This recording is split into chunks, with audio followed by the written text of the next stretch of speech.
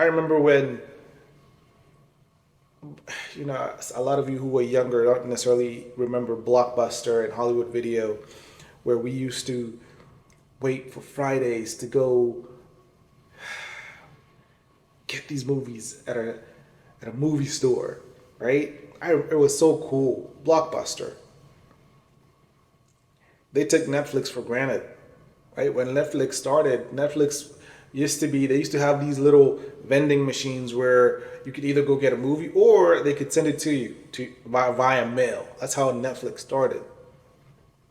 Netflix decided to talk to Blockbuster. Blockbuster decided, yeah, we're not taking you seriously. I mean, movies have been there forever. We're not going anywhere. We're not going anywhere. They didn't take Blockbuster. Blockbuster didn't take Netflix seriously. And what happened? The moment Netflix, I'm talking about the moment Netflix started streaming, over. It was over. Blockbuster. It was that quick. Trust me, Disney. There are companies like Amazon. I'm telling you, Netflix.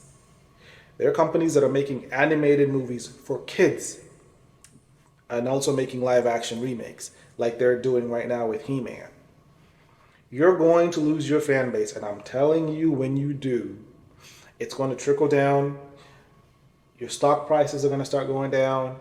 People going to Disney parks because parents are not going to take kids. Why am I spending $5,000 or $10,000 to take my kids, and my kids are not even consuming this content? I'm not consuming this content. I'm telling you.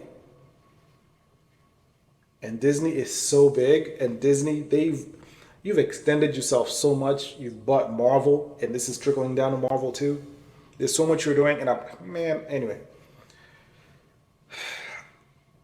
This is just one of the biggest wake-up calls for Disney. And if you do not, moving forward, if you don't, listen, if you're going to make remakes of movies, keep them the same.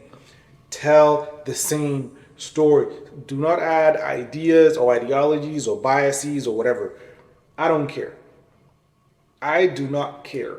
Don't do it. If you're trying to still make money, and you can say, yes, listen, there's nothing wrong with telling different. I remember with Spider-Man, right?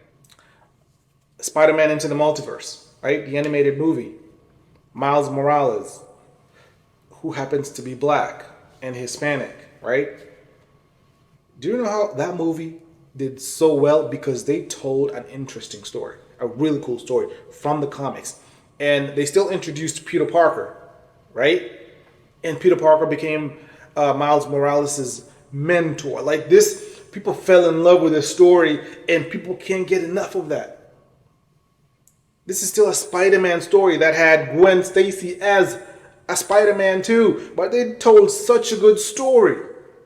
It wasn't weird. They didn't go against what was in the comic books, but they just told a really, really nice story that fans gravitated to and really understood, loved, appreciated. And it told because the first movie made over $800 million. That's an animated movie. So don't come here and say people don't like it because it was her or this is her ethnicity. No.